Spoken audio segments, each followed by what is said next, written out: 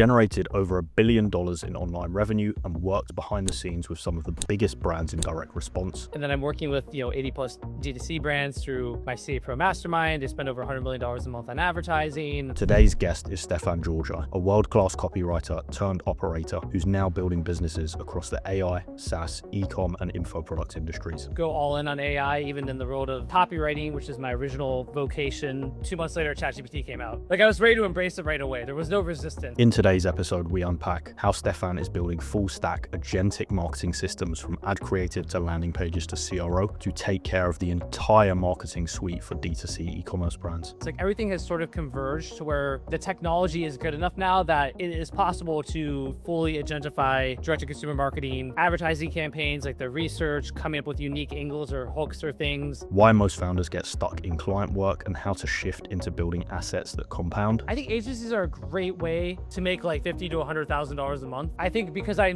have the skill set and knowledge to do something that could make $3 million to $10 million a month, I'd rather do that. How he evaluates opportunities, partners, and businesses when building towards a 9-figure outcome. The product itself is really important. Product market fit. And now if it's a new idea and you don't know that there's product market fit, then fine. And his backstory, how he went from broke, playing poker, writing $149 sales letters to building and exiting multi-8-figure businesses. And I woke up, I think, charging $149 per sales letter that sold that stuff. I woke up with $298 in my PayPal account, and it was just that was it. I'm out. So if you want to understand where marketing, AI, and online business are actually going and how to position yourself ahead of it, this is the episode for you. Stefan, it is an absolute pleasure having you on the podcast. Thank you so much for joining me. Yeah, absolutely. Thanks for having me, Jordan. I want to jump straight into the deep end here and talk about kind of some of the content I've seen from you recently on AI. So I saw a video you posted the end of March on YouTube about essentially agentic workflows taking over every stage of the D2C process, and you were specifically talking about ad creative. Can you just unpack your thought process here on what is going on and what is going to happen to e-commerce? Yeah, absolutely. So I got kind of AI pilled pretty early on, probably I guess 2023. In fact, I had I did a high-end sort of meeting. I don't know how you can describe it. Basically, this big financial company called Agora Financial wanted to bring together a bunch of successful, visionary, high-level people and just talk about the future. And they tapped me to do that. And we had people from Silicon Valley. We had some billionaires, all these people. And one of the topics that came about was kind of where are we going? What are the things that people aren't thinking about, but they should be thinking about when it comes to the next 5 years? And overwhelmingly, the answer was AI. And this was before the ChatGPT moment.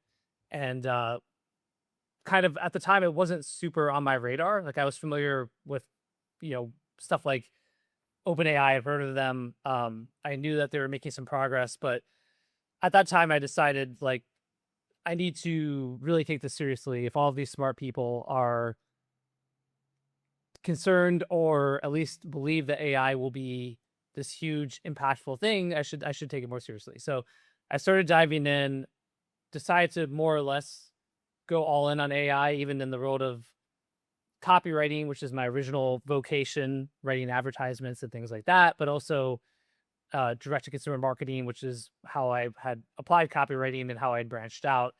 And then maybe 2 months later, ChatGPT came out. And so when it happened, I was like, okay, this is kind of good. I'm I was ready to embrace it right away. There was no resistance. There was a lot of people with resistance, like copywriters and other people who kind of felt ambivalent about it, whereas I did. And so that's the background or context to essentially say I've been pro AI and believing that it was going to be impactful for a long time. But really in the last 6 months, let's say, and especially in the last 3 or 4 months, where the LMs have gotten with Claude Code and now Cowork from Claude, OpenClaw, Codex from OpenAI, the video generation models like Dance, everything has sort of converged to where the technology is good enough now that it is possible to fully agentify direct-to-consumer marketing from the conception of advertising campaigns, like the research, coming up with unique angles or hooks or things, writing different ads, doing the ad creatives, whether those are image ads, like what you call like a caption or static ad on Meta, or video ads with like a spokesperson who's AI, or with B-roll, stock video.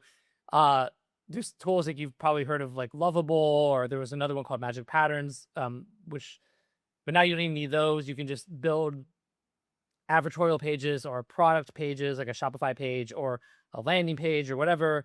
You can essentially vibe code the entire full marketing stack from ad to checkout, plus do all kinds of things with the data and analytics. And so essentially it was just a convergence. I had been very AI forward, and so decided to basically go all in on being one of the people to solve it. And that's one of the biggest things I've been working on. Okay, I want to double tap on that then, because I saw a tweet from you saying you basically hired like 3 cracked guys to kind of just work full time on AI. When you're saying you're like, building out tools and kind of doing this stuff, what does that actually mean day to day? Yeah, so exactly. I hired 3 guys. All 3 of them are in their early 20s, which I love, especially now that I'm an old person at 40, and especially in the world of AI and digital marketing. I'm like an unk. They call me, I have like unk status, Uncle Stefan. But I at first I'm like, well, let me just implement AI into my different workflows. Like, so I also am the co-founder of a telemedicine company that's doing 50 million a year, third year bootstrapped. And then I'm working with 80 plus D2C brands through my CA Pro Mastermind. They spend over $100 million a month on advertising, and like, I'm like, well, if I could have cool things for them. And so at first I was thinking about it a little bit more piecemeal.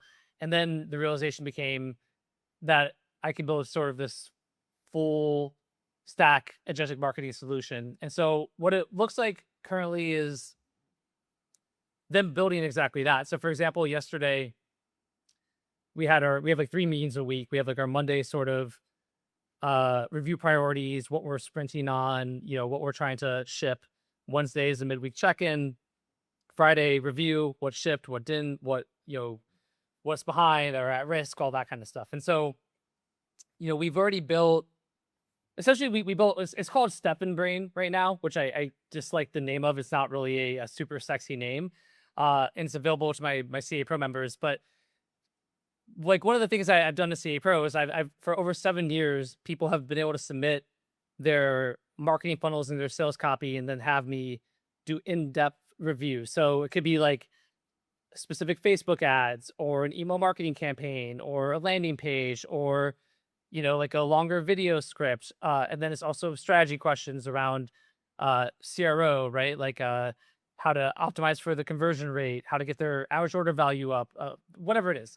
So and basically they'll submit them. I'll shoot them a Loom video that is anywhere from 5 minutes long to like an hour long, depending on the kind of scope and the complexity. Send it back to them. And so I have over 1,500 of these Loom videos of me going through ads or funnels or answering marketing questions. And we've done a weekly training. So I have hundreds and hundreds and hundreds of videos of me, teaching and answering questions, and, my brain, how it works on all things marketing. And then I've got courses and all these other things. So essentially trained Stefan Brain on all of that, so that it can, review copy, do CRO, like review funnels. We'd have it now. So agentically, you could start with meta ad, and it will click through from the meta ad to, if there's an advertorial, like a sort of, for anyone who doesn't know what that is, it's like a news article, but it's an ad, and they used to do them in print. Now they do them digitally, going to a landing page, if that's like a Shopify page, or it's a longer page, or a page with a video, a quiz funnel, whatever it is. Basically, it goes through every step, and then it's giving them, calling out anything that might be broken, suggesting what can be optimized, things to split test. And it's, not just doing it from Claude's brain, but it's doing it from this, 7 years of experience. It can generate static ads, so write the copy, do the images, do variations of the images. It can come up with like angles and ideas. It can now build like landing pages. Like we have a clone tool where I could take a URL from one business that I like a landing page, put in my business or have my business saved as a product, click clone, and it'll basically clone the structure and design of the one brand's landing page for my brand, but it'll also write the copy, and the copy's super good, right? Like the copy is like, I literally wouldn't write any copy that's even better at this point most of the time. And so they're working on those specific tools. Like the video has been a really challenging one. So we spent a lot of time talking about that yesterday. The CRO thing. And then, by the way, the whole data layer too. So like integrations with Meta, right? And then, okay, like what do we want to get? Like, okay, we got a Meta integration.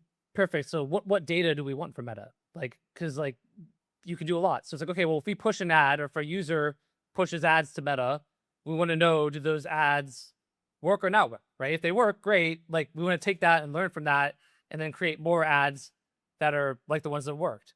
If they don't work, we want to learn why they don't work. And we want to find patterns and figure out, okay, what's the pattern here? What are the patterns behind the winning ads versus the losing ads? And not just for the ones that Stefan Brain makes, but across the whole ad account. But then there's Google Analytics, right? There's Hyros or RedTrack or Everflow or all these other like kind of third-party data tools. And then as you start to integrate all of those in, and you're doing the full stack marketing, and then you're getting a holistic view of performance across the business and all these different ways of measuring the data, and then the models getting smarter, and you're doing this with business owners who are spending over $100 million a month on ads, it all gets smarter and smarter and more powerful, more effective. And I think that's where you start to get a bit of like a moat, because somebody else can try to agentify marketing. A lot of people are, frankly, there's a ton of people doing the same thing right now, but they don't necessarily have the learnings or data of the $100 million a month in ad spend. And so the team's working on that stuff directly. Okay. Can we take it a step back? So let's say, you had that kind of moment, the oh shit kind of moment a few months back, a few years back. What would you say to someone now in kind of Q1 26, that is having that moment? How do they get started with this, and like what do they do? Yeah, I honestly, I think there's still plenty of time in a good way. There's a lot of FOMO and a lot of it's over and you've only got a year, or you've only got a few months, or just people being sensational. But realistically, all this happened is that the tools have gotten better and better, which makes your life easier and easier.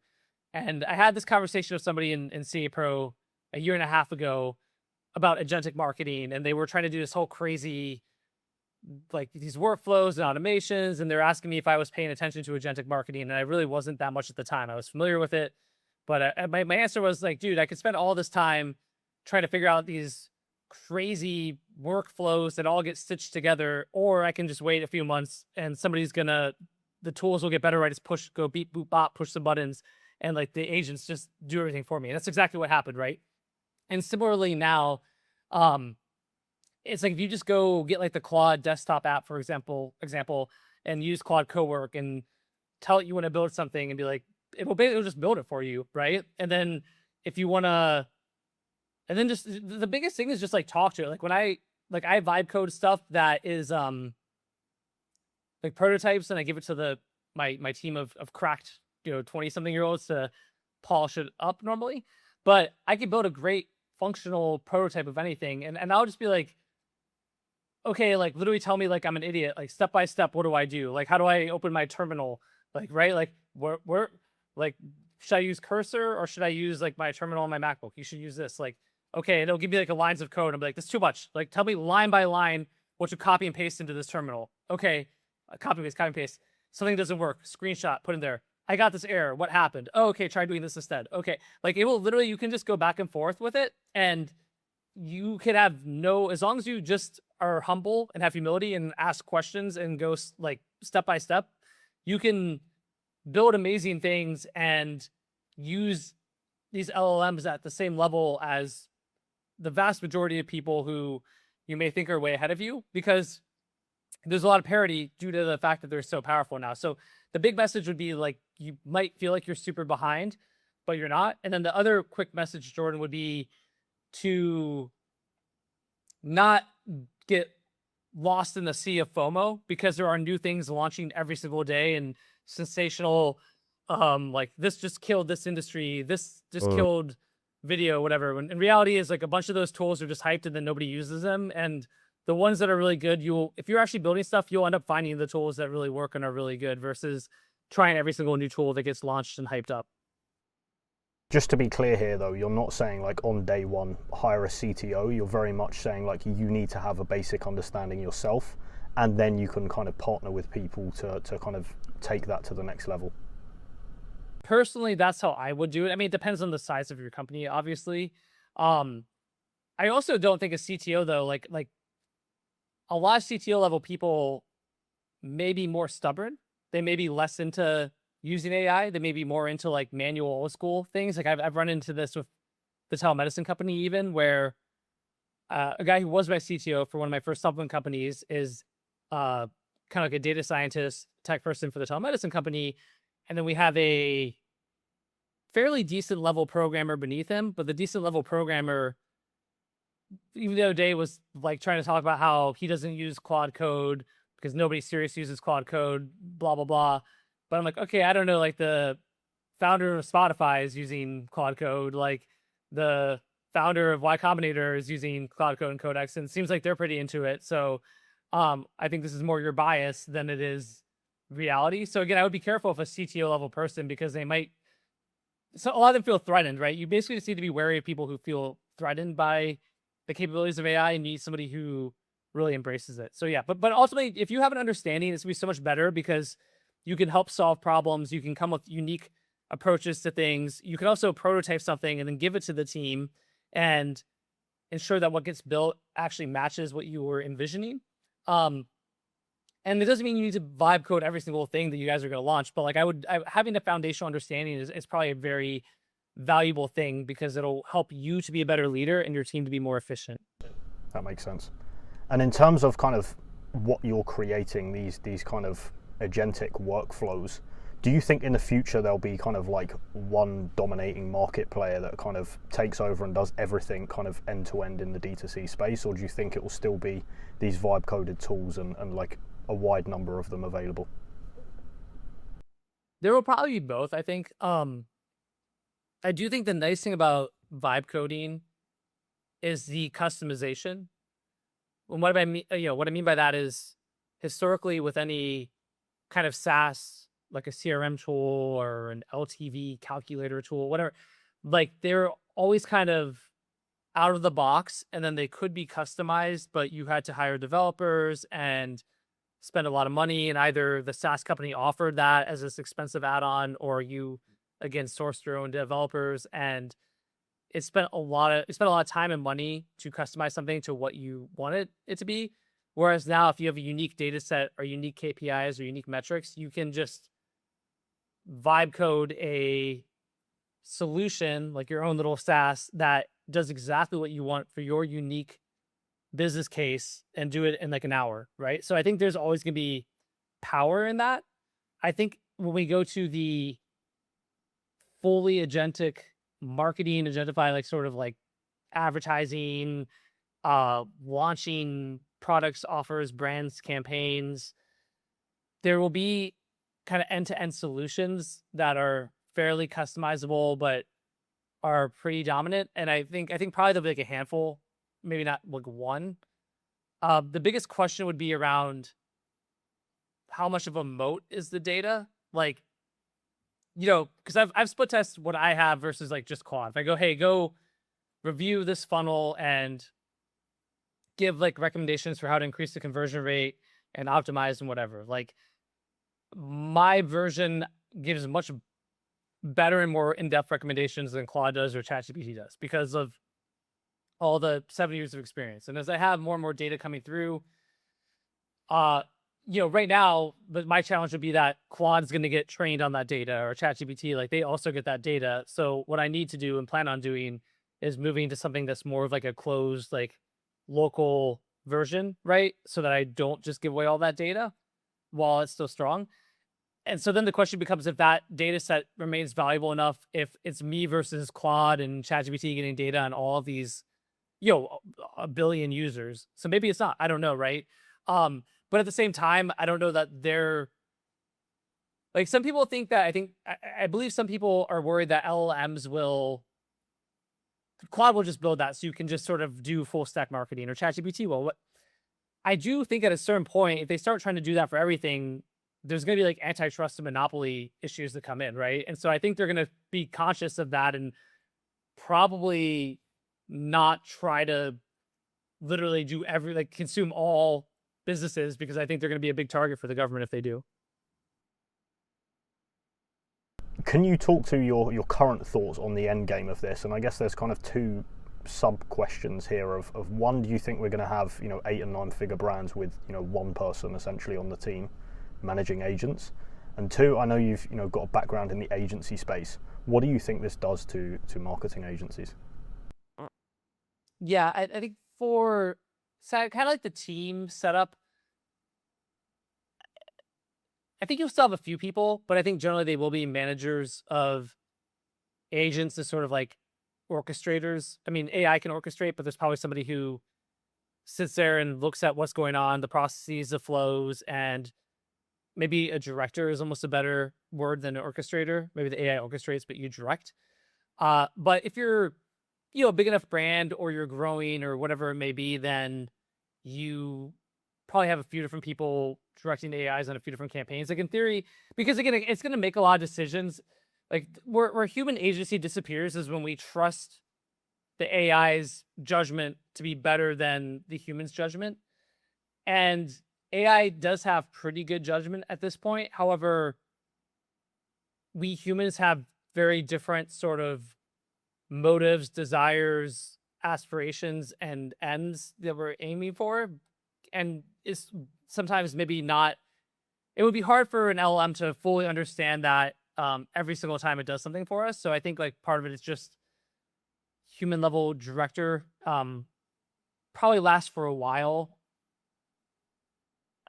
I do think there's a road. I'll go to the agency thing in a second. I mean, I do think there's a road in the future where AI just, you tell them, hey, go launch props and brands, test a bunch of stuff, like scale the winners, cut the losers, reinvest this percentage of money into like scaling more, take this percentage and put it into like the bank account, and it could essentially just go be recursive and automated and just grow a business. So then you go, okay, well, if it could do that, but if everybody has that technology or power, then it becomes a parity again. So then I go like, what is the differentiator? And probably it's a deep affinity and authentic connection with founders. So I've become much bigger on founder-led brands where there's sort of a personal brand component, because in a world of AI slop, or a world where you could just spin up endless brands, then people I think still know and trust other people and want to buy for them. So I think that's probably a really important element for any brand right now. But we'll also see how that future looks. And then on the agency side, in the short term, I think, and by short term, I'd say the next 1 to 2 to 3 years, there's probably still just tremendous opportunity, because the average small business owner is barely using AI. I think half of the country and half the small business owners don't use AI at all, essentially. Or even the ones who do, it's like they tried ChatGPT a couple of times because their nephew told them to try it or something like that, right? And it really doesn't matter how good AI becomes, like they still are going to want somebody to do it for them, and they're going to want somebody that they trust, and they're not going to feel confident in their abilities. And so whether that's like helping with like AI implementation and like setting up kind of automations and workflows and tools and businesses, or it's still just running marketing and you're the one pushing the buttons for them. I actually think there's probably never been a bigger market-sized opportunity than there is right now for agencies. And then the question just becomes, does it become so easy at some point that nobody needs an agency anymore? But, I don't know. It's hard to predict the future. But I think for the next like 3+ years, agencies are probably in a great place, actually. Okay. The final question I've got on this kind of AI topic is, it is so fast moving. And as you say, like every time I go on Twitter, I almost kind of want to cry and, throw my phone away. How do you stay up to date and kind of filter through the noise? Yeah, I mean, it really is Twitter for me. I don't know how you could not be on Twitter if you're on the cutting edge of anything. I'm serious. You know what I mean? It's like Like I used to, be active on Facebook, and I'm rarely go on Facebook now. When I do, it's like a time capsule. It's like people were 5 years behind. LinkedIn is pretty far behind as well. YouTube, there's great content. It's just the consumption format of it. Like people don't always want to go watch a 15, 20-minute video about a tool. But with X, it's like if you just scroll your For You and you're kind of dialed into the algorithm with AI stuff, you're going to see, to the point of nausea, you're going to see every single new breakthrough announcement, whatever. And so that's really one of the biggest parts. And then again, it's just sort of, for me, like I note stuff, I bookmark it. The ones that are relevant to what we're solving, I share with my team as like, hey, things to investigate. But I also don't freak out because, like I said, I have tried enough of those things that they hype up, and look, you just have to. It's such a clickbait engagement wasteland on X as well. Like I love X, but like, oh my god, it's over. This thing does incredible video, blah blah blah blah blah, open sourced, and then you like go through the comments and somebody's like, oh yeah, but it only makes like 3-second videos, and you can only make like 20 of them. Right? There's just constantly stuff like that where like the hype is like, this is the greatest thing ever, and you dig in a little bit, and there's all these limitations. So I just think having a grain of salt is good. And again, test stuff out if you have the team, have them test stuff, but assume that like 80% of the hype is BS. And by the way, and then whatever the hype is, a new model is going to come out anyway. It's going to be better in like a couple months. So don't freak out about it. Okay. I want to switch lanes now and talk more about you. So I know, or I think I know, that you got into the online space in about 2010 with copywriting. Is that true? And what's the kind of backstory there? Like, how did you get started? Yeah, it was 2011, but I mean, obviously close. Yeah, the kind of abridged version is before that I had done a lot of different stuff. Like my dad passed away of cancer in 2011, and kind of I remember at like the hospital, we were outside in like some kind of like garden area, and I'm with him, and he turned to me and essentially called me, not essentially, he said I was like an unguided missile, meaning that I was like powerful and had force and velocity, but I didn't have direction, right? And I think that would be kind of fair, kind of not fair. Up before that, I played professional poker when I was 18 in high school. I grew up in San Diego, so there was Indian casinos that you could be age 18 at. I graduated high school in 2004. I think Chris Moneymaker won the World Series of Poker in 2003. And so my senior year of high school, I literally went pretty much every day, played until I won about $200, and then like left. And some days I lost, but I won more than I lost. I had, I don't know, like $10,000 or $15,000 in a bank account by the time my senior year ended, and I was, in addition to like buying a bunch of dumb stuff because I was 18. But like it was great. I loved it. My parents were actually okay with it. I'd come home from school, I'd nap, I'd go to the Indian casino, grind it out for however many hours, come home, and I'm like, this is great. I'm going to become a professional poker player. But then I felt the pressure to go to college, because, I don't know, a lot of people do that, and went to college in Boulder, Colorado, got depressed, smoked a bunch of weed, drank alcohol, barely went to class at all, dropped out after a semester, worked at a movie theater, like making popcorn on a Friday night, the oil hitting my face, ended up doing like door-to-door stuff, like all kinds of stuff. Went to college at the University of West Florida. Eventually, I basically realized I missed school and decided to go back. Got a philosophy degree. And then basically, right when my dad got sick, I was teaching at an outdoor school in Marble Falls, Texas. I was living in a double-wide trailer with 5 trailer mates, making $200 a week, but I got to eat the food that was prepared for like these students who would come for like an outdoor ed thing. And I was really happy. And I was planning on doing that for an extended period of time. But then my dad got diagnosed with stage 4 cancer, went home to be with him, and he died pretty quickly. After that, I went to Las Vegas to blow off steam. Ended up at a poker table, met a girl at a poker table. She walked in, she got seated at her table, thought she was really attractive. Somebody asked her what she did for a living, and she said, I'm a writer. I wanted to talk to her, so I said, hey, what kind of writer? Because I also liked writing, even though I hadn't done it professionally. And she said, I'm a copywriter. And I was like, wow, a copywriter, that is so cool. And then I had like my iPhone 1 or whatever I had. So under the poker table, I'm like, what is a copywriter? And I found out because I had no idea. And that's how I first found out about copywriting. And I ended up moving over and staying next to her. And I can pause there, but essentially that girl she's not my wife. We have 2 kids together. And, I took a job. Well, a pause for a minute. Do you have any follow-ups before I go on to that story? That is insane, right? Like, I'm not a big believer in kind of like fate or the stars aligning, but that poker game and the backstory that leads up to that is absolutely insane. Yeah, I agree. And there's all kinds of crazy stuff with it, actually. If you want the really interesting full circle is, so when I was 18, playing professionally at the Indian casinos, I won I got a royal flush. And at the casinos at Verona, Indian Casino, San Diego, still there, they were doing this promotion at the time where if you got a royal flush, they gave you like a gold bar. So it was like 1 ounce of gold. So I got this gold bar, 18, like sort of, oh yeah, everything seems easy when you're 18. You know, oh yeah, royal flush, no big deal. Right? I actually don't think I've ever gotten a royal flush since then, right? But when you're 18, you're like, oh, I'm sure there'll be plenty of royal flushes in my life. So I got this gold bar, went home, showed it to my dad. My dad was like, I'll give you cash for it. It was like $420 an ounce for gold at the time, which is crazy because gold is like 4,000 plus an ounce now. But you give me $420, great. He passes away. I'm going through like the safe he has. There's like, stuff in there and the gold bar's there. And then I'm going on this Vegas trip, but I have like no money because I've been at home, like helping my dad out, like my mom out with my dad. And so I take the gold bar and I go and I sell it at a cash for gold place. And I get like, I don't know what I got at the time, maybe $1,500. And that's the money I used to go on the trip. Right. And then, and then basically at the poker room, it was at Caesars. And at the time, it's now a nightclub, half of the poker room, but it was way bigger. And there's like 100 plus tables going. And if you've ever played poker at a casino, you don't just walk up to a table. You go up to the host, you say, I want to play. The host looks at the different tables. They tell you which table to go sit at and which seat at the table to sit at. And you go there, or at least which table. And so when she walked in, I literally said to the room, I saw her immediately. And I'm like, oh, I hope she gets seated at our table. And everyone kind of laughed.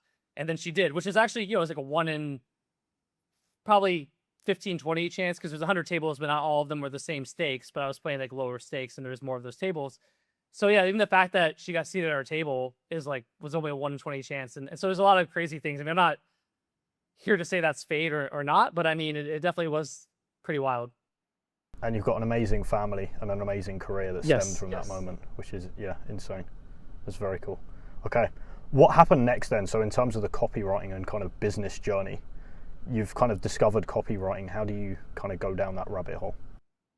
Yeah. So after we met, I took another job actually at a like a Fortune 500 company, and it was in South Florida. It was an outside sales job. It was with RJ Reynolds. So I used to be like embarrassed to say that, and my mom was super pissed because my dad had just died of cancer. But it wasn't like the job wasn't like, hey, go sell cigarettes to kids. The job was like, go to gas stations and make sure that they're displaying the cigarettes properly, and that Philip Morris isn't taking shelf space away from RJ Reynolds, and it was like that stuff. So it was actually a great job. Okay, it was like $200 a day, let's say. They gave me a car and a gas card, health insurance, like all this stuff. And so I moved to South Florida for that job. So the girl from the poker table, Laura, came down to visit me for a weekend. It was Super Bowl weekend. And at the end of the trip, I'm like, hey, I don't want you to leave. She was like, I don't want to leave.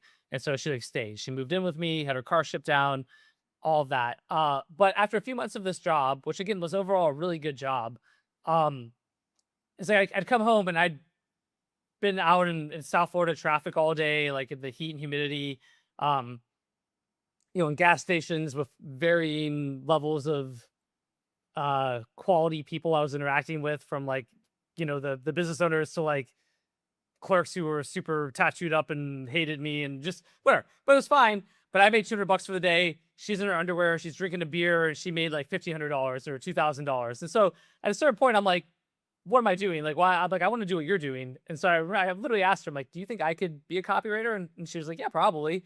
And I'm like, okay, like I want to try. So that night I wrote my first sales copy. And it was essentially a hire me, like a classified ad to hire me type of thing. And I put it on a place called Warrior Forum, which was this internet marketing forum that was popular, especially back in the day. And I think I was offering to write people a sales copy, like what's called a sales letter for those who don't know. Essentially like a long landing page with a good amount of copy. On Warrior Forum, people would do these sort of little mini SaaS products. So it'd be like FB for Facebook ad scraper. And it's like, I'll go through Facebook and find winning ads. And essentially like, that's very common now, but back then it was sort of much more niche, and people would build a little software that did that. And then they would basically do a launch where they would sell the software for a special price. And, then they might make a couple $100,000 or maybe like $1 million on the launch. And then it would kind of fizzle out until the next thing came out. That would be like, SEO genius, like 4.5 and whatever. So basically I offered to write that kind of launch copy for people. And I woke up, I think, charging $149 per sales letter that sold that stuff. I woke up with $98 in my PayPal account. And it was just like, that was it. I'm like, I'm out. I couldn't believe it. That first time ever making money online. And I was so excited. I was also terrified, but I had my, girlfriend at the time, now wife, to kind of help and give me the confidence of, hey, like, will you look over whatever I write and make sure it's good? And so, yeah, I just started, I got those ones. I did them fast. I was very professional. Even from really early on in that career, like, I would communicate well. I have screenshots from this guy named Brian Zimmerman, was the first guy who ever hired me. And I still have the screenshots of like, wow, this is on time. Like, you communicated really well. Like, I've never seen this before for copywriter. Are you available for more projects? And so I just started getting, I had some aptitude. I had my now wife looking at stuff, and I was professional. So I started getting more and more gigs. Then I went on to Elance, which is now Upwork. At the time it was Elance. And I literally just started taking, like, my whole thing was like, I just don't want to have a job. In your early 20s, you're kind of like, freedom is this huge motivator. And so the whole work on a laptop on the beach kind of dream thing. And so I would just take everything. I wrote somebody's college paper for them. I wrote like a paper on art history. We did research on like this guy was starting like a data center in like Montana back before data centers were a big deal. And we did like market research on it. I did like SEO stuff. People will be like, hey, do you build websites? I'd be like, oh yeah, for sure I do. And I Google like how to build a WordPress website, and I'd build websites for them. And I essentially just took every job imaginable short of like feet pictures, to like make enough money to ensure that I didn't have to work again. So I quit the RJ Reynolds job pretty fast, and that's how I kind of got started full time. Okay. How do you professionalize this? Because I think you started an agency at some point, right? And you really seem to focus on D2C and kind of info as kind of the space to be in. How does that kind of develop? Yeah. So I'm sort of like a jack of all trades, but I mean, copywriting is the most lucrative thing when I can get copywriting jobs. And I got hired for some copywriting jobs off of that Warrior Forum website by this guy named Fong. At the time, he was partnered with two Romanian brothers, Traian Sava, and I forget the Traian's brother's name, and they were in like the survival space. And so he hired me for like $1,000 for like a sales letter or something. And I'm like, okay, like, wow, that's amazing. Wrote that. So basically two things happened at the same time. Like, one is like they started hiring me for more long form sales copy for info products. Yifeng ended up leaving and joining another group. And essentially they gave me this blank slate of, we're going to launch different info products. It can be any niche or category. You essentially come up with the ideas. We'll do the fulfillment. We'll make the products. We'll do videos. We'll do the ebooks and guides. We'll do whatever it is. But you like find the spokespeople, all that. You write the copy. And so this ended up being really cool because I essentially, I did stuff in like the health space, for example, and like natural like healing guides and things that were cool. Sometimes, by the way, like a little bit, like in hindsight, like how to reverse diabetes, which by the way, I still to this day will tell you, I've talked to multiple Harvard doctors. You can absolutely reverse diabetes, right? For sure. But should you make those claims even for an info product? Like, probably not. And so there's stuff that I did that was, looking back, I don't feel great about, like ethics wise, but also there's stuff on like self-defense, how to create an at-home generator, how to like get the most from your social security benefits. Like, we did stuff on like sports gambling and like, just like anything I could think of, like, they would say, okay, cool. Just like come up with the product idea. We'll create the product. So I'd come up with the ideas and then I'd write the copy and they would make the product. So I got to write for all these different niches and categories and things. And so I'm doing that. That's really honing in my direct response, direct to consumer. And then on the other side of it, I got tired of the Elance Upwork world. So I created my first agency, which I called Market Taffy. I got a doctor named Dr. Guy Annunziata doing something called neurofeedback, which is kind of like biofeedback. Like, you basically put this like cap on your head. It's got these sensors, and essentially you train your brain and it helps with like ADHD, focus, depression, other things. And so he had kind of franchised or licensed his neurofeedback company to a group of 120, 150 doctors. So I started doing his marketing and then essentially said, hey, let me do a webinar and pitch these same marketing services and kind of productize them and pitch them to all the, the doctors that are within they're your licensees or franchisees essentially. And he said, okay to that. So I did that. So I got this group of doctors, offices, all pay me between like $2,000 to $10,000 a month. So I had this profitable agency and I had this sort of VSL, video sales letter, long form copy thing going. I did both for a while. I ended up kind of not liking the agency model, even though I've had multiple agencies since then. So we can talk about that. So eventually I got tired of just these doctors calling me like when Facebook would go down and stuff. Cause back then even like Facebook would, Facebook's down. Like, can you fix it? And it's like, no, I can't fix it. Like it's Facebook, and just, like this random person emailed me and said my SEO is not good and I should be doing this instead. And it's like, well, they're trying to get your business. So, you're like ranking in the top 3 for a bunch of these important keywords. I just got kind of tired of it. So I ended up focusing more on the direct response stuff. And then from there, after doing info, I decided to launch my own sort of, direct to consumer supplement brand because I felt at that point, like I knew the marketing, I knew the demo, I knew all this stuff. And so, ultimately I launched my first supplement company that I then scaled, but I'll pause there and we can dive into any of it or whatever. There's a lot to dive into. I want to actually just pivot now and talk about the agency side. So I think that agency you're talking about there, was that the kind of general copywriting one or was that different? Yeah, I've had like 3 agencies, I want to say. So that first one was more like SEO, Facebook ads, all the stuff like way back in the day, right? Then I had an agency called Red Ox Consulting. Red Ox was basically like a full service. We'll come up with like sort of a brand, the sales funnel, write all the copy, and then even, we can help get you affiliates. We'll plug in our customer service because I had started a call center, help with the email monetization. So essentially it was like business in a box, right? So it was like, hey, pay me $50,000 to $150,000. We'll build everything for you. And then by the way, we're gonna take a piece of everything too. So we get you affiliates. We're gonna take a few dollars off of every affiliate sale. We monetize your list for you. We're gonna take some money from the monetization. The call center I own, so I got a piece of that when I use the call center.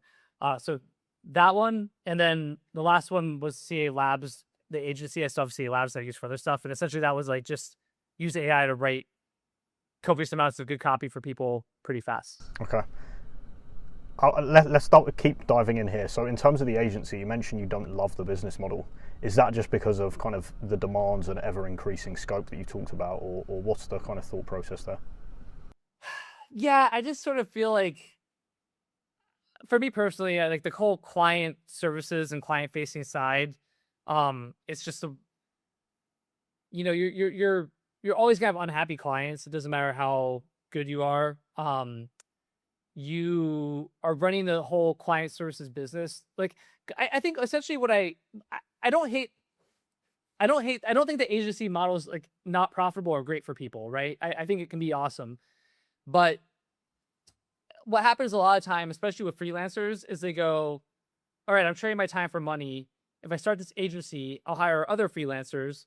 And that if I hire other freelancers, now they're trading their time for money and I can have more scale and more clients because I'm also bottlenecked. And then I can make way more money and I'll be the business owner, right?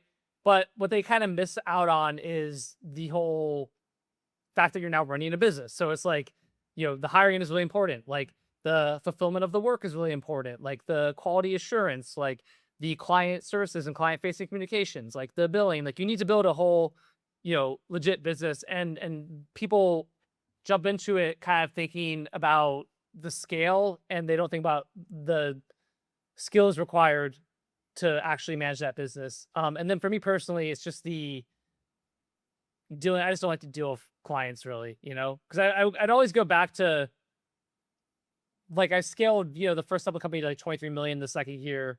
And I kind of the same thing with I'm back on personal brands a bit because I think with AI you have to be, But like 2 years ago, I was doing more like guru-y personal brand stuff. Maybe 3 years ago, I guess.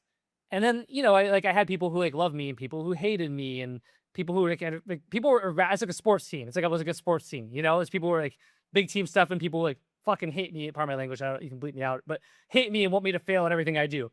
And it's like really gnarly. And you're like, this is like, and then I'm like, why am I doing this? Like, I mean, I'll just go scale my own thing. And then I went and started a telemedicine company, and we did 20 million our first year, 32 million our second year, and then the third year we'll do between 50 and 100 million, depending on if we take on funding or not. But it's like, like deal with a bunch of so personally, I guess because I have the superpower, I'm like, why am I going to deal with a bunch of clients and like the headaches when I can just scale my own things? So that that for me is part of the rationale. Okay, double tapping on that, would you say like in your situation, agency was a lower leverage opportunity to focus on, and therefore you kind of, took your talents and focused on higher leverage stuff? For me, yeah. And I think agencies are a great way to make like $50,000 to $100,000 a month. Like a great way, which I get is awesome. Not trying to be like flippant. For a lot of people, that's like, oh my God, right? But I think because I have the skill set and knowledge to do something that could make $3 million to $10 million a month, I'd rather do that. And it's frankly less, there's still a lot of work involved, but I don't have to deal, depending on the business, I don't have to deal with a bunch of clients who are complaining or want to get on calls or, are unhappy or whatever. And again, I'm not saying that like I hate, like when I did it, I was like, the client's always right, extremely focused on great client experience, customer service, and really, really cared about the quality of my work. I never was an agency owner who sort of would ship something half in, but that also meant I'd have to redo a bunch of shit because if somebody I hired didn't do a great job, I'm like, now I'm paying them, but I'm redoing the work. And so it's just more taxing for me than building my own thing. And then the opportunity size is smaller generally. Okay. I want to repeat something. So like, a load of gurus have said this. I'm picking out Hormozi here, and it's very much like stay in your lane, do one thing. You can scale that to 8, 9, 10, whatever, scale. You clearly haven't done that, and you've kind of worked different industries, different niches, different models. What would you say to someone that's like, I need to stay in my lane and kind of just focus on one thing? I honestly think that both can work. I think there's pros and cons for myself. Like I believe, like I have entrepreneurial ADHD, and I'm constantly fulfilled and excited about what I'm doing. And I've gotten better in recent years of finally really understanding that I can't do necessarily a million things. There's this other part of me that goes, if I'm really great at building teams and businesses, and in theory I can, right? Like I do think, like going back to the telemedicine company, I essentially handed off ownership or control or agency to my business partner, Angela, who's like a CEO level. And now she's the CEO of the telemedicine company. And now I'm like hardly involved in the telemedicine company at all. The first 2 years I grinded my butt off. Now it's like running well, mid 8 figures. And I'm like, I don't even get on calls about it. I talk to Angela and that's it. The call center that I sold, same thing. It was like, got to like 10 million plus a year in revenue. I was making a couple $1 million net from it. I had a CEO, a COO. I got on a call like once a month. Like, how's everything going? There's pros and cons to that, by the way, because like they also had no ambition to grow it more. And it was extremely frustrating. But it was like, well, I can either come in and roll my sleeves and try to grow this call center that I don't really care about this business. Not the call center, but the industry. I don't really care about the industry that much. It's not like I have a passion to grow a call center business. Or I can accept that. I'm making a couple $1 million. And then I also sold my 70% plus stake or whatever, and for 7 figures, and it was good. So I do think like you can accomplish that, and that's a path. At the same time, I also wonder with some things, if I had just stayed really focused on one thing, would I have had like a 9-figure exit? Would I have be sort of even further along? And so I don't know, man. I'm conflicted. I think for the average person, especially if you haven't had a lot of wins or a lot of experience, you probably really should focus on one thing. I actually think it's really good advice. But I don't know. Maybe if you've got the skill set or the entrepreneurial ADHD, sometimes tinkering on a few things can be good too. But frankly, I actually think Hormozi's probably right. Like, to be honest with you, for most people. But not for him, right? Because he hasn't actually done that. And it looks like clearly you haven't as well. Yeah, I mean, he did with his gym. With like the gym stuff, though, he was pretty focused on that, I think. And then now he would argue, essentially, that's the thing. I think a lot of like good entrepreneurs of like with that entrepreneurial ADHD find some kind of like coping mechanism that like justifies the ADHD, right? So if you're having like a portfolio of brands that you're scaling, you're sort of like, oh, well, I'm doing this, and the marketing, personal brand stuff feeds into that, and then I get to look and tinker with all these businesses. And so I think he would tell you probably, I don't want to speak for Alex, but like probably, he would give you a story that says this is all integrated together and makes tons of sense, right? Now whether you believe that story or not is your own kind of prerogative. That's fair. In terms of your zone of genius, like obviously you're very good at kind of the marketing skill set. You mentioned there kind of building the team and being able to get out of the day-to-day. What would you say is your kind of unique skill set? Is it those two? Are there kind of other facets to it? Yeah, I think so. I mean, I'm more of a visionary than an integrator. It's probably obvious from anybody who listens to me talk, but I can play an integrator on TV. You know what I mean? Like I can essentially, like I think I can straddle both roads a little bit. Like I am a visionary, but I also understand that the systems and processes and the people and all these things need to be in place. And I've hired so many people because of the different businesses that I'm pretty strong at hiring good people, and pretty good at. To be honest with you, my superpower is probably going from like 0 to 1. Once we're going from like 1 to 2, that's where I want to hand it off. If there's sort of like an entrepreneurial project, so if say the telemedicine company is like, we're going to launch a new big initiative that's different than GLP-1s or like a sort of standard medication, that's where I could roll up my sleeves and get really excited and work on that, because it's sort of like going from 0 to 1 again within the existing business. But like seeing something, like taking an idea, bringing it to life, getting the initial team, and then also I can see like the whole infinite world of possibilities, like, which is a visionary thing.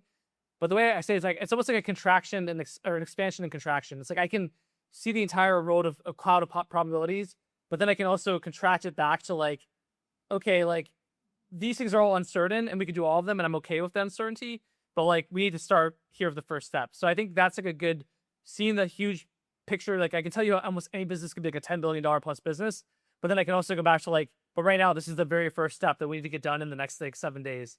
And so I don't know if that seems like a weird answer, but I think it's sort of a little bit of that grounding between vision and practicality. Okay. And in terms of network and kind of connections, how important has that been for you in kind of your journey? Yeah, I mean, really important, especially early on. And then I think, like, to be honest with you, going back to the investment in a personal brand, because I invested kind of heavily in that in 2020 through 2023, let's say. And I'm, again, probably going to do a bit more with it moving forward because of AI. But so I built a network, then I invested in my personal brand. And so there is some long-lasting ROI of that, where my name is well enough known within the circles that I run that I could pretty much always get an intro to like whoever I want to talk to. I pretty much always have a mutual friend or somebody, who's kind of heard of me, or they know somebody I've worked with or whatever. So that makes my life a lot easier. You know what I mean? I haven't had to like really sell myself to somebody for anything in a long time, basically. And that's because of the both the personal brand stuff, but also the network. Because when I I spent like a couple $100,000 a year on masterminds, and I, met a lot of, sort of the big players. And so they still kind of all know me. And then they've mentioned me to the next generation of big players. And then they also saw my content. And so it's very valuable, frankly. Okay. Can we just talk about Copy Accelerator? And I guess, I want to hear what it's about and kind of what your goals are with that. But is that also a kind of network play for you? Yeah, it's a network for sure. It's so essentially it started back in 2019 with a business partner named Justin Goff. And the original kind of conception of it was like, hey, D2C business owners, join this mastermind and we will train your copywriters and marketing team for you. So basically we would do weekly calls training them. They could submit, copy for feedback, all that kind of stuff. So we launched it. and it did really well out the gate. What we found was a lot of the business owners themselves actually really wanted a mastermind to be a part of. There were many fewer masterminds at the time. And we did sort of these live events where we also sold tickets. We'd get a who's who of kind of D2C business owners of that time all in the room together. And, got up to like, $7 million a year at like an 80% margin type of thing. So it wasn't like massive scale, but very profitable, really enjoying it. Then we went through this period of time where we decided to expand it out to freelancers because there were so many freelancers who want to like make money as copywriters. And so we created this thing called CA Lite, had a couple $1 million a year in revenue right away. So it seemed great. That actually ended up being, I would say, a mistake in hindsight. I mean, I was able to help tons of freelancers, and that's great and fulfilling. But because they needed so much more hand holding, even though it was less money than the kind of business owner membership, the money relative, it was more money to them, right? So even if it was like $1,500 a month instead of $3,000 a month or whatever, right? The $1,500 was way more meaningful to a freelancer. And then they really needed clients, and they needed, help with. They were getting clients unless their copy was really good, which was fine. That's part of the value prop. But essentially, there's helping them get clients, helping them make more money, then dealing with more churn. And because we put so much focus into that, a lot of the business owners who had originally joined were like, okay, I guess this is now a freelancer, mastermind. They left. So, the cloud of possibilities, that still could have been a really good business though. We still had a lot of freelancers. We were doing events. But I really didn't want to serve that market, not because I don't want to help people. It just wasn't my thing as much. So I bought out my business partner, Justin, in 2022. And went back to that core value prop of like business owners. So if you go to what CA Pro is today, it's about 80 D2C business owners. I'd say about 70% of them do what you would call drop shipping, not necessarily in like the people order stuff that comes from China and takes like 3 weeks, but that there's different like devices, gadgets, apparel, furniture, whatever you want to call it. A lot of them end up buying inventory, having it sent to the US and then fulfill from the US. You've got maybe 15% doing sort of health supplement things that used to be, by the way, like 80 or 90% of it. Now it's maybe 15%. And then you've got another, 15, 20% doing like kind of informational stuff. So like courses, guides, like things like that. So like there's a brand called the Moves Method that they're out of Australia, and they teach like mobility training and stuff. And they do, I don't know, like I don't know if I'm both there, but they do a lot of revenue and this info, right? Driven. Warrior Babe, Ryan Clogg. It's like they're people like that. So what do you get? You get 2 one-on-one calls a month with myself and or Angela, who's the COO CEO. So for me, all things marketing, like I can look at your copy, your funnels, we can talk bigger level strategy and scaling, we can do CRO, we can look at different angles and hooks, whatever you need with Angela, like retention, hiring, firing, comp stuff, LTV, because our return rate, our top licensed company is the best in the industry, and she can help with like best practices for retention. So you get that. You get unlimited feedback. So you or someone on your team could submit copy, funnels, questions, and I'll shoot you that Loom video like I kind of referred to at the beginning within 48 hours. Then you get access to Stefan Brain, which is sort of the agentic marketing tool. That's become a huge part of the value prop. We're spending almost $1,000 a day on API costs for Claude, but you and your whole team get it. So honestly, it's like that alone could pay for the Mastermind membership. It's $5,000 a month currently, and frankly will probably cost more pretty soon. And then you've got like when we do events, you get to come for free. Like I'm going to do a mastermind in Lake Como at the end of or in the middle of September. I'm going to charge $15,000 a ticket, but if you're in the pro, you get to come for free. And then we have 7+ years of recordings of videos, trainings, and a community, a WhatsApp group, people like that. So that's the overview of it. Very cool. Loaded with value. You've mentioned there kind of repivoting and kind of making the decision with CA Pro. You also talked about, exiting Turtle Peak and kind of other ventures. How do you go about making those kind of, decisions? Yeah, good question. I don't know if I have a great, so Turtle Peak, I mean, timing is an obvious answer, but it's a true one. So for Turtle Peak, the CEO was also like one of my childhood best friends, and unfortunately, he got diagnosed with stage 4 colon cancer, and he died. I guess he was 37 or 38, right before his 38th birthday. And so obviously that was like a really difficult, depressing, awful thing.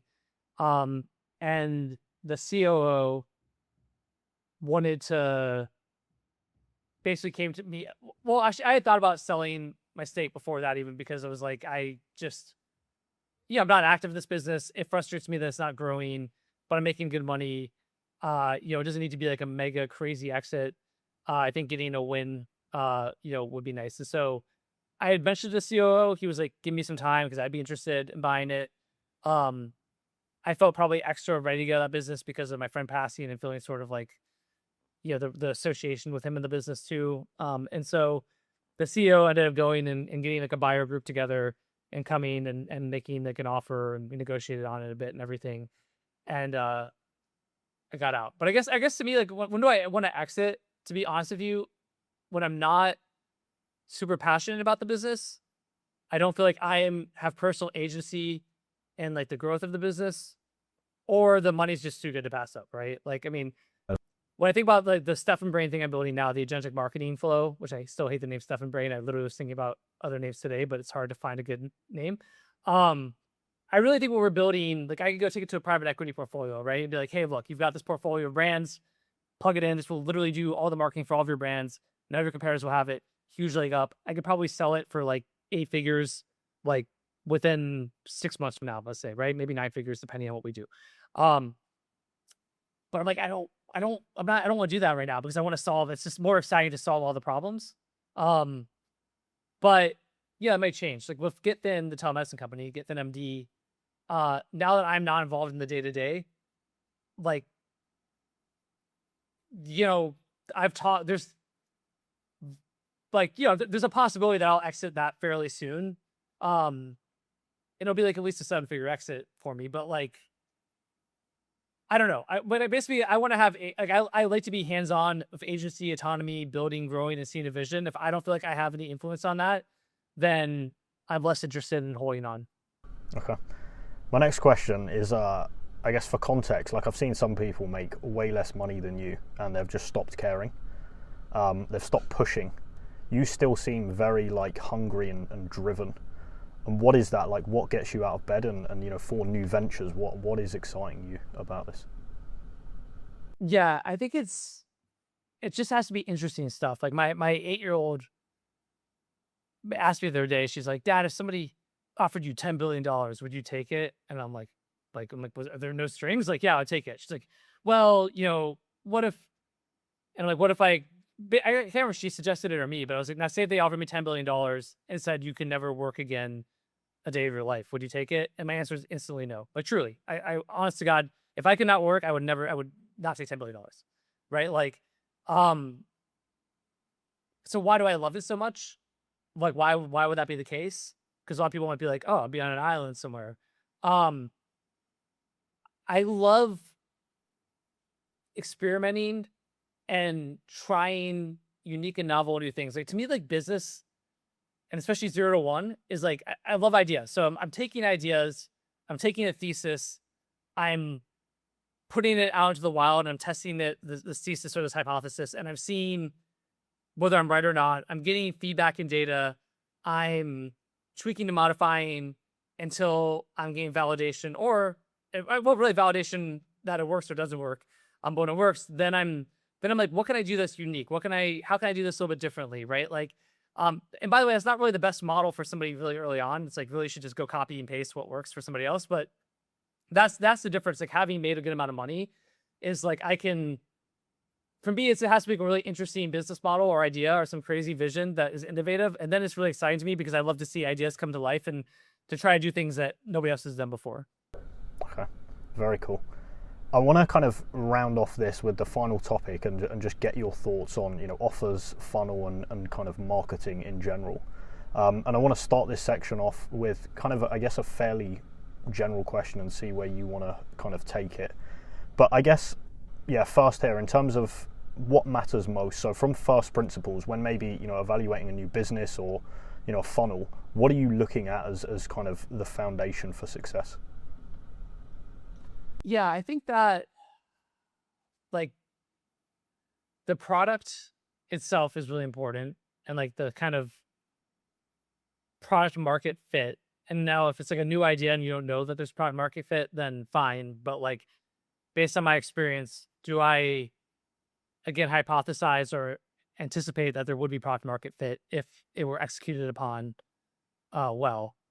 So and a lot of that does come down to experience. So it's like if I know certain niches and industries and categories are really good for D2C, for example, and I know through CA Pro and other things that there's a bunch of brands in that same niche or category that are having success, and I would probably try not to go create a direct competitor to those people in CA Pro, but if it's like a unique, different angle or approach, whatever. So, I have some good insights there. So basically the product market fit, if it was like me starting it, sort of like just like the not ease and like I don't want to sound lazy, but essentially like, is getting the product and fulfillment going to be easy? Are there any weird nuances that would be involved with selling this product? How fast could I launch it and test it? How much capital and time is invested, right? Because doing like an info thing versus a physical thing, there's going to be differences in cost. Like, what are the margins going to be? Like, does it actually make sense? Is it easy enough to test without becoming this massive distraction from what's actually making money? If I were going to be like an advisor, investor, kind of like whatever sort of minority partner in it, then it would probably come down to like the team and the track record. Like, have they done this stuff before? What kind of capital is going to be available for a team? Like, I don't want to go hire some bloated team, but also I don't want to do all the work. Is this other person going to do all the work? Well, if they're going to do all the work, have they done all the work, before, and then they have a track record of it, or no? And if they don't, are they open to hiring smart people? And so I guess it would just be like my time commitment. And then also again, just like what do I think the probability of success is of that product market fit? And then whoever's doing the marketing. So like a track record, almost like team. I mean, honestly, it's really standard, almost boring VC type of thing, but like or private equity, but like probably more VC. But yeah, like product market fit and like team are pretty big parts of it. And then sort of just like the ease. Okay. And what do you prefer out of info and I guess info versus product?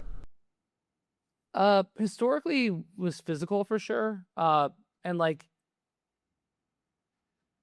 I still like physical, but I think right now with AI, info is pretty interesting because you can do a lot more than just like, an ebook or a video course of a bunch of videos. It's like you could, vibe code a backend platform. So for something like I know somebody doing like a Bible app, right? And it sort of will like read verses of the Bible and then simplify them for kids and then like create images and things. And like essentially, you can do this whole like they're doing really well with that, right? So it's like this sort of like Bible app that they just sort of vibe coded and AI does all the heavy lifting. And then someone else for the pagans in the crowd, you can do a numerology thing where it's like going to go through and track your star positions and give you reports every day on where they are. And you can put other people who are in your life and their birthdays and stuff, and it can show like the intersection of the signs and like, that kind of stuff's really easy to make, but kind of cool and unique right now.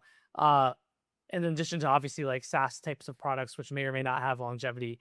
And the margins are way better and you can launch it way faster. So the lazy marketer side of me likes info, but there's still more durability. If you create a really strong physical product brand, if you're trying to exit and you're trying to sort of have, like a 3-year, 5-year thing, like physical is probably better. If you're trying to do more of like a cash grab that may or may not turn into like a great durable brand, then I think I like info more. Okay. What would you say to someone who would make the comment of info, and if we exclude the kind of in-person physical side of it here, that, because of AI, the value of info is going to zero? Yeah, I mean, it probably like the value of information broadly, the cost of information is cheaper, but does that mean that the curation and presentation of information is also going to zero? Because they're two different things, right? The personalization of information, and again, sort of like I think there's a difference between the availability of the information, and then the curation, presentation, and application of the information in a way that's really personalized and customized to you is probably still quite valuable in the same way that an average small business owner may not, know how to use AI, even though it's pretty easy to use and pay you lots of money. The average consumer may not know how to really use AI to get the exact things that are orchestrated in the way they want, and will still pay you money for it and continue to pay you money. That's probably how I'd look at it. Okay. And then in terms of, once you've got that product, the product market fit and so on, how do you think through kind of the different offers, positioning, and kind of angles that actually goes into that advertising? Yeah, generally I just try to go look at, okay, who's similar in the space, who are the competitors, what are they doing, what's working, and try to essentially not copy them, but kind of copy them as far as their structure goes, like the same sales funnel structure. Probably try to speak to the same demos at the beginning, the same, market, all that, and then innovate from there. So it's kind of the whole art thing of you imitate before you innovate in art. That's what you should do. For me, for example, we just tried this info thing where we tried this completely out of the box, wild, AI chat interface, where you would just talk to the AI, and it was almost trying to make that into the sales letter. And, it was making sales, but we paused on it because I'm like, honestly, I should probably just go make it you answer some questions and get a personalized video that does the selling instead of this. So going back to why I'm motivated, I do try to do some weird outside the box things, but that's probably more of a luxury. But generally I would just go model off of what's already proven to be working and add my own little twist to it. Okay. And then how do you kind of scale once you've capped that out? Are you then kind of innovating, or what's the next step? Yeah, I think there's a lot of things you could do. I mean, you could test the offer, you can take feedback and create additional, features of the product or add-ons to the product. You could test different demos, right? So for example, I think it's okay for me to give this away kind of I was talking to a CA Pro member on a one-on-one earlier today, and they're helping in a European market, these people selling a portable sort of at-home exercise bike, right? And it's okay, well, they were doing a lot of Google stuff, so it's bottom of funnel, best at-home portable exercise bike, and it's okay, pretty easy. How do you branch that out, right? And so it's but through doing some research is super important. But okay, knee-friendly cardio, best cardio exercises, knee-friendly cardio exercises, best, knee-friendly cardio exercises for people over 50, right? And I'm well, people like high-intensity interval training, but they also get nervous about it because they don't feel exhausted. So it's can you tap into this sort of group of women primarily who want to do HIIT exercise, but who don't want to flail themselves around their living room drenched in sweat. And so it's sort of best this exercise for people who like HIIT. What about post-op? I literally was dude, you could call this because you talked about people looking for post-op, PT, physical therapy type of stuff. And it's literally call it the recovery bike, right? In quotes, PT experts call it the recovery bike. This is, and so essentially then you start to be okay, my competitor is selling this at-home exercise bike that's portable, but what are all the ways that who are all the groups of people I can sell this bike to, and the different things I can hit on, and how do I communicate it? And then what are the funnel assets that are needed for it? And obviously you can get into product diversification and everything too, but that's sort of the way I would look at it. Okay. And with the cost of traffic, going up and up, how do you think through bumping AOV and LTV? Yeah, it's still tough though, because one thing we noticed in CA Pro is that the more your AOV goes up, maybe this is just anecdotal, but the more your AOV goes up, it's the higher your ad costs go. So your CPMs and your cost per click and all this kind of stuff. And so there's probably two sides to it. One is you try to maximize AOV, but I've just found lately Meta's smart about that, depending on where your pixel is, I guess, and everything. So it's every time you get an AOV win, your CPA on your ad or your CAC, goes up more. So maybe you don't. Maybe on one hand, it's on the front end, if you can have a lower AOV, whatever that means to you, whether it's $40 or $50 for info, or it's $100 for info or physical, and you're able to monetize a lot more on the back end or have more LTV, maybe that's a better play than these big AOV packages. But it also just comes down to the economics, right? Ultimately, what's the goal for the business? Are you trying to be profitable day zero? Are you trying to do an LTV play? Um, and it's just really, to me, it's just always just market feedback, I guess. I mean, like, there's just so many counter examples because ad costs are higher.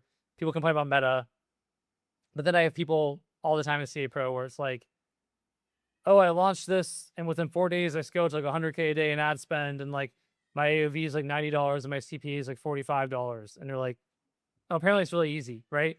Then you go launch something and it's like you're upside down.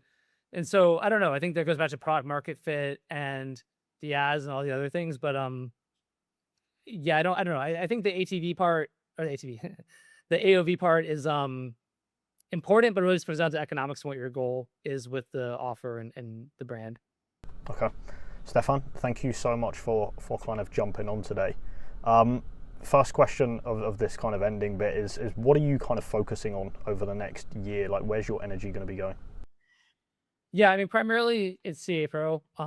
It's like within CA Pro, the agentic marketing stack. I mean, really trying to, fully agentify and automate full stack marketing. So the Stefan Brain tool is really cool. I mean, honestly, for people, if you want to like a call to action, you can go to stefanbrain.com/trial and it'll send me an email. Basically, I think a form might pop up.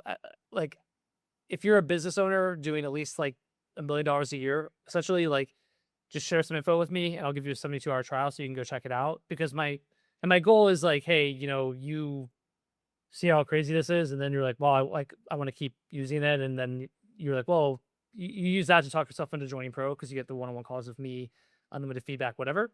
But yeah, I mean that's really like the main thing, because it's hard to do, but it's so cool, and I think it's really valuable. And so that's the biggest thing. Perfect. Okay. And for people that want to follow along with the content, Twitter is the best place, right? Yeah, I love Twitter, honestly. I mean, for all its warts, that's where I'm most active, and it's just x.com/Stefan Georgi. Perfect. Thank you again, Stefan. This has been an absolute pleasure. Yeah, thank you, Jordan. Really appreciate it.